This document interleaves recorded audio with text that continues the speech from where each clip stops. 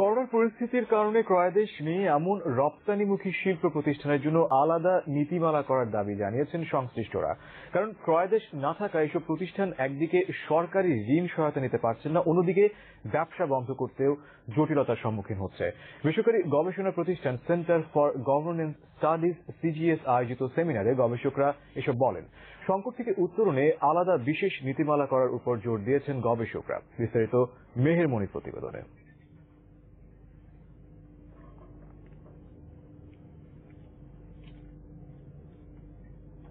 I'll just make very few points because I think corona পরিস্থিতি থেকে উত্তরণ ও সামনে এগিয়ে চলা বিষয়ে একটি অনলাইন সেমিনারের আয়োজন করে বেসরকারি গবেষণা প্রতিষ্ঠান centre for governance studies CGS, যেখানে একটি গবেষণা প্রবন্ধ উপস্থাপন করেন বাংলাদেশ গবেষণা উন্নয়ন প্রতিষ্ঠান বিআইডিএস এর জ্যেষ্ঠ গবেষণা ফেলো নাজনীন আহমেদ। এন্টারপ্রাইজের জন্য আসলে সুবিধাটা তিনি জানান, ব্যবসায় স্থবিরতা কাটাতে সরকার 23টি প্যাকেজের মাধ্যমে ঋণ সহায়তা দিলেও বহু প্রতিষ্ঠানই তা নিতে পারেনি।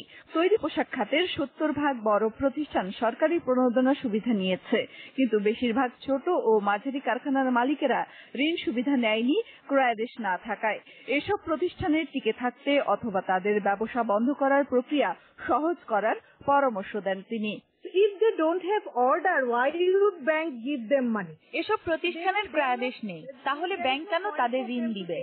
ফলে আমাদের এসব প্রতিষ্ঠানের বিষয়ে ভাবতে হবে, তাদের জন্য আলাদা নীতিমালা করতে হবে, তাদের টিকে থাকা অথবা ভালোভাবে ব্যবসা থেকে বেরিয়ে যাওয়ার জন্য। We have to come up with special attention for them.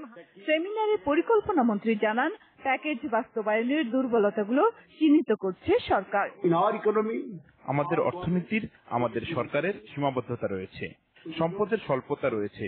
সরকার সর্বাত্মক চেষ্টা করছে সমস্যাগুলোর সমাধানের। চলতি বছরের মাঝামাঝি থেকে দেশের অর্থনীতি স্বাভাবিক হতে শুরু করবে বলে প্রত্যাশা করেন পরিকল্পনা মন্ত্রী।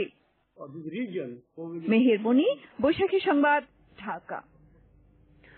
এখন বুঝি বর্ষ উপলক্ষে বছরব্যাপী বৈশাখী সংবাদের বিশেষ আয়োজন জানতাকে বাংলাদেশ।